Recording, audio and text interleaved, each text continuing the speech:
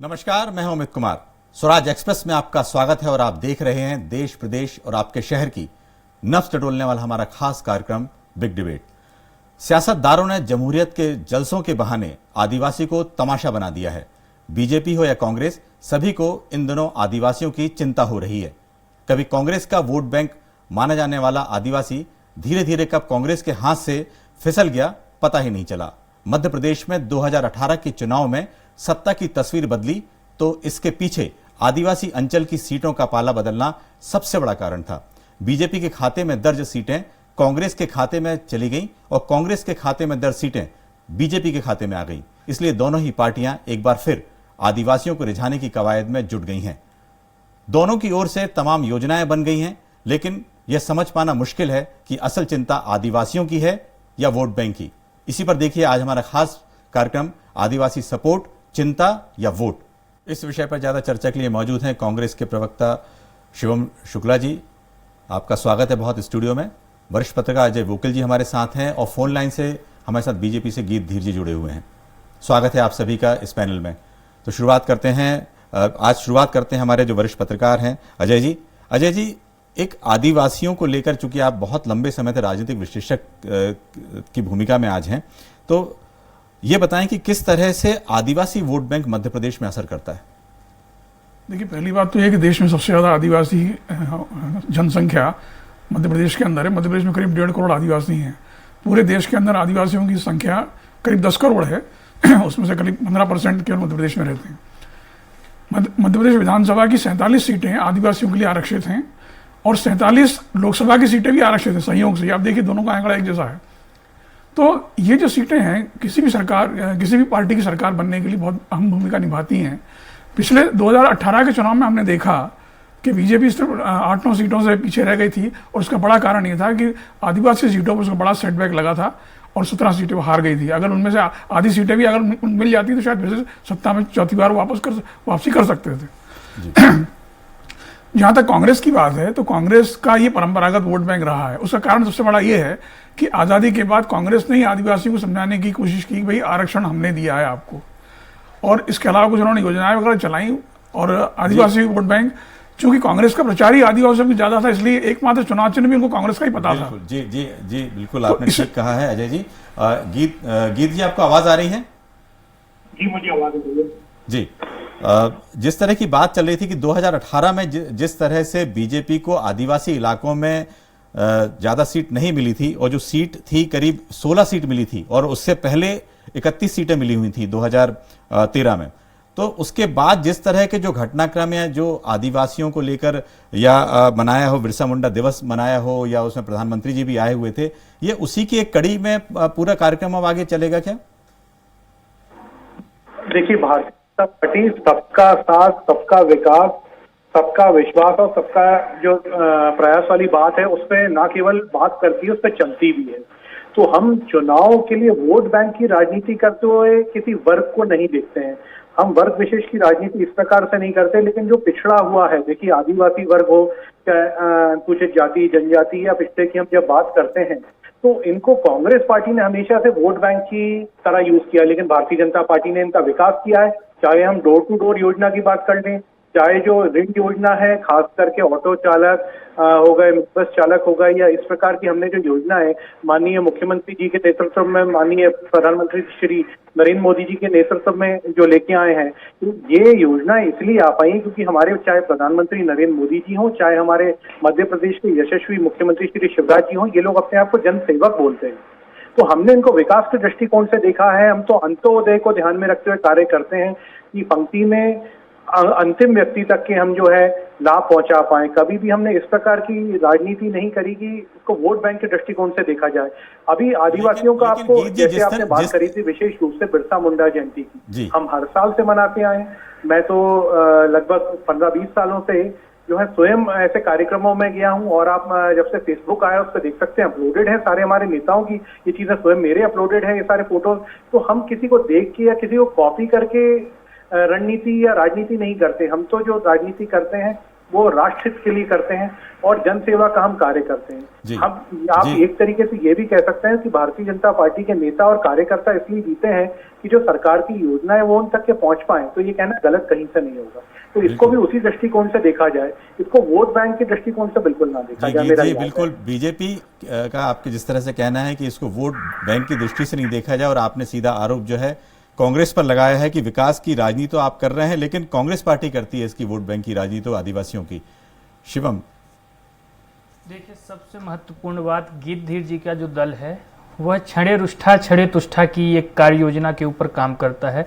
यह लोग कभी आदिवासियों के लिए अपनी सजगता को दिखाएंगे और अगले ही पल आप देखेंगे कि एक प्रकार से इनके जो भी दावे थे आदिवासियों को लेकर के वह धरातल पर कहीं नजर नहीं आएंगे। आप एक उदाहरण देखिए, मध्य प्रदेश में शिवराज सरकार निरंतर दावा करती है कि हम आदिवासियों के सशक्तिकरण के लिए नित्य नई योजनाएं चला रहे हैं, जिसके लिए इनके दावे, अपने सरकारी जो भी इनके विभाग हैं उनके दावे होते हैं। लेकिन केंद्र सरकार की ही एजेंसी है NCRB, जिसका डाटा कहता है कि इस वर्तमान वर्ष के जो पूर्ववर्ती वर्ष था उसमें आदिवासियों के ऊपर मध्य प्रदेश में, जो राज्य सबसे ज्यादा आदिवासी आबादी वाला राज्य है, उसमें 25% ज्यादा उनके खिलाफ हिंसा की घटनाएं बढ़ गई हैं, बलात्कार की घटनाएं बढ़ गई हैं। तो किस प्रकार का आदिवासी उत्थान इतने वर्षों में शिवराज सिंह चौहान की सरकार या केंद्र में जो नरेंद्र मोदी जी की सरकार है वह करने जा रही है? यह अपने आप में एक गंभीर प्रश्न है। आपने इस देश से एक आदिवासी वर्ग से आने वाली महिला को देश के सर्वोच्च संवैधानिक पद पर तो बैठा दिया, लेकिन उस वर्ग को जब उसके अधिकार देने की बात आई, उस वर्ग को जब इस देश के लोकतंत्र में उसका स्टेक देने की बात आई, तो आप उन चीजों से उनको वंचित कर रहे हैं। हम आए दिन देखते हैं, निवावर की घटना हो, सिवनी की घटना हो। एक मिनट रुकेंगे, हमारे साथ कांग्रेस के विधायक हीरालाल अलावी जुड़ रहे हैं। आवाज आ रही है आपको? जी, डॉक्टर साहब, आपको आवाज आ रही है? आप तो आदिवासी इलाकों में बहुत लंबे समय से काम कर रहे हैं, और ये है कि अभी जिस तरह से कमलनाथ जी ने भी वहां प्रोग्राम बनाया है, 9 अगस्त को वो जो है वो भामरा जा रहे हैं, तो लगता है कि कांग्रेस थोड़ा पिछड़ गई थी, क्योंकि बीजेपी ने जो एक राष्ट्रपति पद का चेहरा दिया, उसके बाद बिरसा मुंडा जयंती जैसी बहुत कई ऐसे इवेंट हुए और कई ऐसी चीजें हुई, तो लगता है कांग्रेस कहीं पिछड़ गई थी। अब लगातार अब कांग्रेस को फोकस करने की जरूरत है। देखो, आदिवासी समाज आज भी मुख्य धारा से वंचित है। उनको जो बेसिक फैसिलिटीज जो मिलनी चाहिए, आजादी के 70 सालों में भी शिक्षा के क्षेत्र में हो, स्वास्थ्य के क्षेत्र में हो, बिजली, पानी, सड़क जैसी गंभीर समस्या आज भी आदिवासी इलाकों में एक गंभीर चुनौती बनी हुई है। बात बीजेपी और कांग्रेस की नहीं है। आज आदिवासी इलाकों की तरफ सरकार की योजनाएं पहुंच रही, नहीं पहुंच रही, इस और सभी राजनीतिक दलों को ध्यान देने की जरूरत है। आज हमारे देश में राष्ट्रपति आदिवासी महिला जो श्रीमती द्रौपदी मुर्मू जी को बनाया गया है, ठीक है, भारतीय जनता पार्टी का निर्णय अच्छा हो सकता है, लेकिन आज उनके जो संवैधानिक अधिकार है, अनुसूची 5, अनुसूची 6 के लिए जो समाज संघर्ष कर रहा है, अपने आइडेंटिटी के लिए संघर्ष कर रहा है, ये ज्यादा महत्वपूर्ण है। पिछले दिनों से भारतीय जनता पार्टी ने मध्य प्रदेश में आदिवासी समाज के गौरव, चाहे टंट्या भील हो, चाहे बिरसा मुंडा हो, उनका नाम जरूर ले रहे हैं, लेकिन वास्तव में भारतीय जनता पार्टी सरकार को भी जो ग्राउंड लेवल पे आदिवासियों के लिए काम करना चाहिए, उनकी सुरक्षा के लिए जो कानून बनाने चाहिए, मध्य प्रदेश में अभी तक धरातल पे तो कहीं नजर नहीं आते हैं। वो जिसका नतीजा है कि अब नेमावर हत्याकांड हुआ, नीमच में बाणदा में हत्याकांड हुआ, हमारे खरगोन जेल में आदिवासी बेटों को मारा गया, हाल ही में जो गुना में जो घटना नजर आई जिसमें आदिवासी महिला राम प्यारी बाई को मतलब जिंदा जला दिया गया उनकी जमीन को लेकर। तो जो काम है राजनीतिक दलों को, सरकार सत्ताओं को, खासकर जो सत्ता में जो राजनीतिक दल हैं, इनको जो काम करना चाहिए, अब वास्तव में काम तो कहीं पे भी नहीं नजर आ रहा है, धरातल पे कोई नजर नहीं आ रहा है। मैं चाहता हूं कि सरकार कोई सी भी राजनीतिक दल की रहे, आदिवासियों के इन मुद्दों पर काम करे, उनको हक दे, उनको अधिकार दे। सिर्फ उनके नाम का प्रोपेगेंडा करना, चाहे कोई सा भी राजनीतिक दल हो, वो कर रहे हैं, वो बिल्कुल सही नहीं है। आज आदिवासी समाज शिक्षा स्वास्थ्य के क्षेत्र में पिछड़ा है और इस ओर सरकार को ध्यान। बिल्कुल आपने सही माना कि शिक्षा और स्वास्थ्य के क्षेत्र में आदिवासी समाज पिछड़ा हुआ है और मुख्य धारा से अभी वंचित है। आपने बहुत सारी ऐसी बातें की हैं। आपसे एक सवाल यह है कि क्या जिस तरह से पिछले बार आप भी चुनकर आए थे उस आदिवासी इलाकों से, सब जगह 30 कांग्रेस के पास विधायक थे, लेकिन क्या आगे 2023 में यह आंकड़ा इस तरीके से रह पाएगा? क्योंकि बीजेपी ने इस मामले में कई काम ऐसे कर दिए हैं। देखो, ये आंकड़ा आगे बढ़ेगा या वहीं रहेगा, ये तो बड़े बड़े राजनीतिक विशेषज्ञ बताएंगे इस बात को। हाँ, लेकिन मेहनत सभी लोग कर रहे हैं, अपने अपने स्तर पे कोशिशें चल रही है, ग्राउंड लेवल पे कार्य कर रहे हैं हम लोग भी, और जो भी एक जनप्रतिनिधि के रूप में जो सेवाएं दे सकते हैं, जनता के हितों में जो काम कर सकते हैं वो कर रहे हैं। अब देखो राजनीतिक भविष्य, राजनीतिक आने वाले समय में कौन जनता का रुख क्या होगा ये तो आने वाला वक्त बताएगा, लेकिन ठीक है हम लोग अपना काम ईमानदारी से कर रहे हैं। आने वाला वक्त बताएगा क्या होगा। इस समय गीत जी हमारे साथ जुड़े हुए हैं फोन लाइन पर। गीत जी, आपको आवाज आ रही है? जी, मुझे आ रही है। जी गीत जी, जिस तरह से बताया कि बीजेपी सरकार ने अभी जितनी घटनाएं गिनाई, अभी डॉक्टर हीरालाल अलावा जी ने गिनाई हैं, क्या आपने भी सुनी होंगी किस तरह से उन्होंने बताया कि बीजेपी जो है इस समय आदिवासियों के लिए मुख्य धारा से जोड़ने में सफल नहीं हो पा रही है, और इस तरह के आरोप लग रहे हैं क्योंकि बीजेपी ने जिस तरह से अभी इस बार फोकस कर रखा है आदिवासी इलाकों को ही कर रखा है, क्योंकि पिछली बार बीजेपी के पास सिर्फ 16 सीटें मिली थी और शायद सत्ता जो है इसलिए उनको नहीं मिल पाई थी। नहीं, देखिए ऐसा है कि भारतीय जनता पार्टी अपने जो, मैंने जैसा पहले भी बताया, हम वोट बैंक की राजनीति करके इनको नहीं देखते हैं। हाँ, ये बात बिल्कुल सही है कि कांग्रेस ने इनका शोषण किया लगभग 70 सालों तक के, क्योंकि देखिए आज भी इनको आदिवासी बोलते हैं। देखिए दो प्रकार के लोग होते हैं, आदिवासी तो सब है, हम आदि मानव हैं, लेकिन जो लोग शहर में रहते हैं वो शहरवासी, और जो वन में रहते हैं, शहरी क्षेत्र से दूर रहते हैं, वनवासी। हम इनको आदिवासी नहीं, आदि मानव नहीं मानते, हम तो इनको वनवासी बोलते हैं। हम इनको आदर देते हैं, हम सम्मान करते हैं और धीरे धीरे मुख्य धारा से जोड़ रहे हैं। इनको हमेशा भ्रमित करने का कार्य किया है। कांग्रेस की बी टीम हो, सपाक्स हो, इन लोगों ने सबने भ्रमित किया है, इनका शोषण किया है, इनके लिए कोई योजना नहीं लेके आए।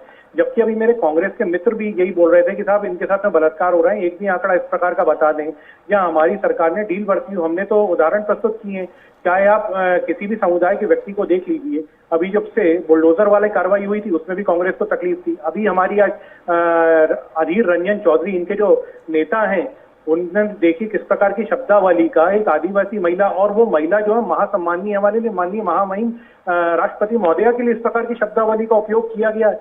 निंदनीय है कांग्रेस का ये आचरण, और हमारे ऊपर ये सवाल उठाते हैं। तो देखिए भारतीय जनता पार्टी की रीति नीति अलग है, हम अलग दृष्टिकोण से काम करते हैं। हम जो है राष्ट्र हित को ध्यान में रखते हुए कार्य करते हैं, अंत्योदय को ध्यान में रखते हुए कार्य करते हैं। हमने महात्मा गांधी जी के सपनों को उजागर किया है, साकार किया है। जब ग्राम स्वराज की हम बात करते हैं उसमें भी आदिवासी वर्ग का विषय जो है आया है, और उसमें भी हमने जो उनको सपने जो इन लोगों ने दिखाए थे, कांग्रेसियों ने उनके साथ शोषण करके कभी पूरे नहीं किए। इसका जवाब लेता हूं। डॉक्टर अलावा आप हैं फोन लाइन पर अभी? हाँ बिल्कुल सर, बिल्कुल। डॉक्टर साहब ये बताएं कि जिस तरह से आज अधीर रंजन जी ने जो टिप्पणी की है उससे क्या नुकसान, कितना नुकसान होगा आपको? सर, मैं आपके बात का जवाब देने से पहले मैं जो अभी हमारे साथी ने जो कहा है कि कांग्रेस ने 70 सालों में राज किया है और विकास नहीं किया है, तो मैं तो आपके माध्यम से, चैनल के माध्यम से आपसे और भारतीय जनता पार्टी से पूछना चाहता हूँ, मध्य प्रदेश में पिछले 20 साल लगभग, मतलब ये 20 साल हो गए सत्ता में है सरकार, आदिवासी इलाके हमारे मध्य प्रदेश के सबसे अति पिछड़े इलाके, जो मेरे ख्याल से अलीराजपुर देश का सबसे अति पिछड़ों में आता है, अलीराजपुर हो गया, बड़वानी, धार, झाबा, बड़वानी, इन जिलों में 20 सालों में एक भी मेडिकल कॉलेज सरकार नहीं खोली। स्वास्थ्य के क्षेत्र में ये सबसे पिछड़े हैं। शिक्षा के क्षेत्र में एक स्कूल ऐसे नहीं खुले यहाँ पे, जबकि अभी कई स्कूलों को बंद किया जा रहा है। तो आप कांग्रेस के ऊपर आरोप लगा रहे हैं, कुछ नहीं किया, लेकिन आप भी 20 सालों में क्या कर रहे हैं? एक स्कूल नहीं खोल सकते, एक मेडिकल कॉलेज नहीं खोल सकते हैं। ये आपके ऊपर भी खड़ा हो रहा है। हम आरोप ही लगाते रहेंगे उसने नहीं किया, ये क्या, वो क्या। हम तो चाहते हैं ना, आपके पास सत्ता है, आप करके दिखाइए, आप आदिवासी क्षेत्रों का विकास करिए। हम ये नहीं बोल रहे हैं कि आप कुछ नहीं कर रहे, लेकिन ये चीजें सिर्फ बोलने की बातें हैं, भाषणों। और दूसरा, देखो आदिवासी का परिभाषा संविधान में एक अलग क्राइटेरिया है। वनवासी तो ये आरएसएस का दिया हुआ एक नाम है, लेकिन शेड्यूल ट्राइब आप बोल सकते हैं। हम लोग वनवासी तो जंगलों में रहने वाले शेर, भालू, चीता उनको मानते हैं, या आदिवासी मतलब आदिकाल से निवास करने वाला इस भारत भूमि के लोग हैं, जो प्राचीन भारत से इस भारत भूमि। डॉक्टर साहब, मैंने आपसे सवाल किया था, उसका भी जवाब दीजिए। सवाल, आपका सवाल सर, जो अधीर रंजन चौधरी जी का जो भी बयान हो, मैंने तो अभी देखा नहीं टीवी पे उनका क्या बयान है, इससे कितना क्या फायदा होगा, क्या नहीं होगा, ये राजनीतिक के बड़े बड़े विशेषज्ञ इसका बता पाएंगे सर।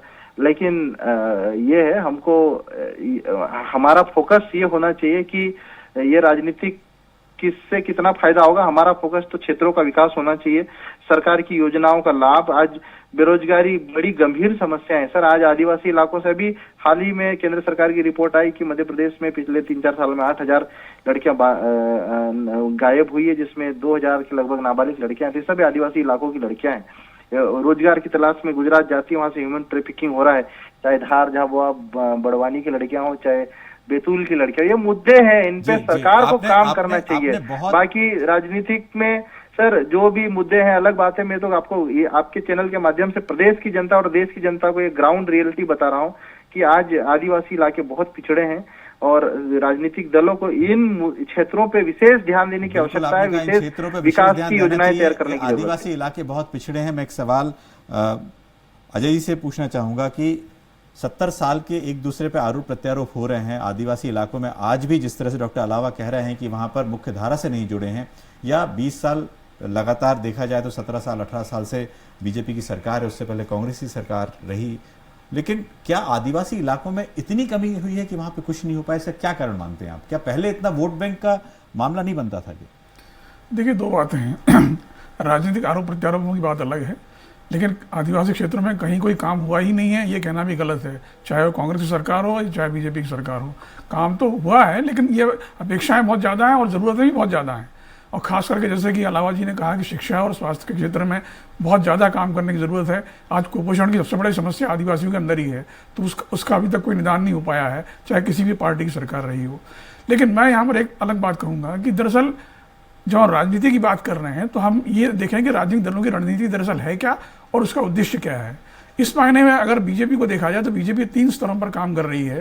पहली प्रतीकों की राजनीति, दूसरी वोट बैंक की राजनीति और तीसरी हिंदुत्व की राजनीति। तो अगर प्रतीकात्मकता की बात की जाए तो बीजेपी ने पहली बार किसी आदिवासी महिला को राष्ट्रपति बना करके एक मैसेज तो दिया है, इसमें कोई शक नहीं है, जबकि कांग्रेस भी ये पहले कर सकती थी, इसमें बड़ी बात नहीं है। इसमें मैं 1980 का उदाहरण दूंगा आपको। जब कांग्रेस चुनाव जीत करके सत्ता में आई थी, तब धार के बड़े आदिवासी नेता शिवराज सिंह सोलंकी का क्लेम था मुख्यमंत्री बनने का।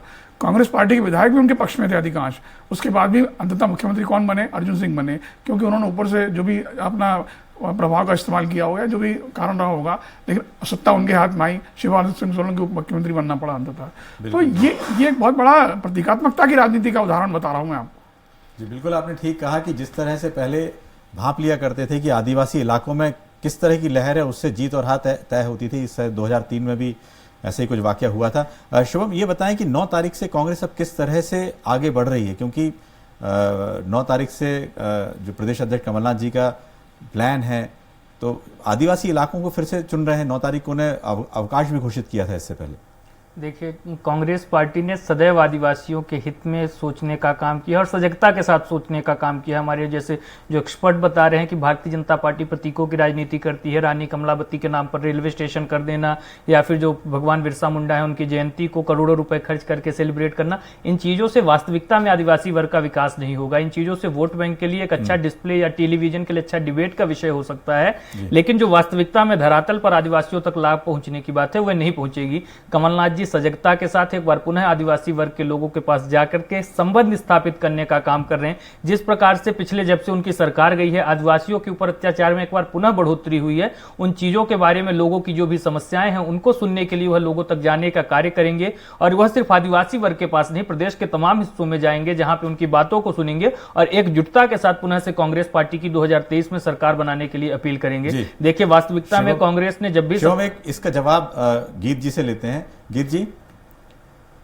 जिस तरह से अब कांग्रेस ने अपना प्लान बना लिया है, जो कि 15 नवंबर को बिरसा मुंडा जयंती भी बीजेपी बड़ी धूमधाम से मनाती है, तो क्या लगता है कि अब समय बहुत कम रह गया है और अब यही कुछ ऐसे सेक्टर या यही सब क्षेत्र रह गए हैं जहां पर दोनों पार्टियों को काम करने की जरूरत है? और लेकिन यदि वहां पर विकास की बात, बाकी मुद्दों की बात, वो उन इलाकों में भी की जा सकती है, तो यही एजेंडा रहने वाला है क्या 2023 का?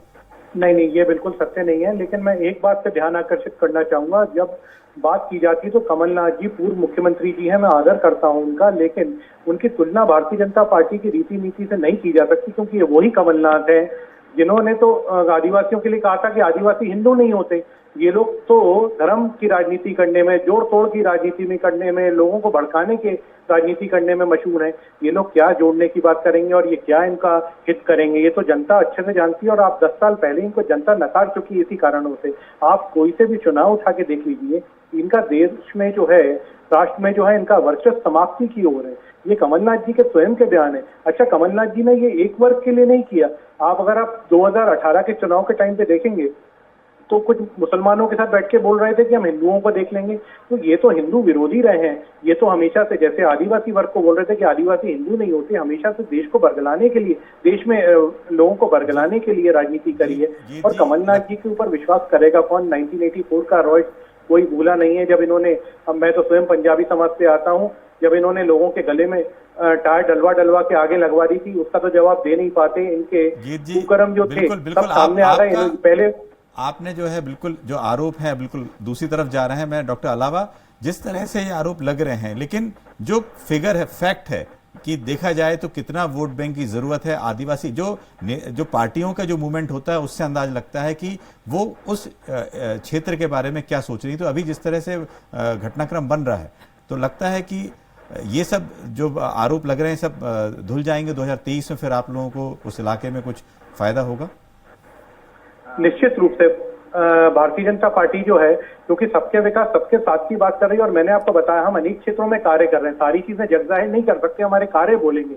हमारा ये हमेशा से जो है एक नीति रही है कि हमारे कार्य ही बात करते हैं। मैंने बताया आपको कि प्रत्येक समाज के लिए, खास करके कि आदिवासी समाज के लिए कार्य कर रहे हैं, क्योंकि इनकी आवाज को हमेशा से दबाया गया है। हमारा जो वनवासी क्षेत्र है, इसको हम कैसे जो है ज्यादा रोजगार उपलब्ध करवा के, साक्षर बना के, इसको कैसे जो है आगे बढ़ा सकते हैं, इस पर हमारा ध्यान केंद्रित है।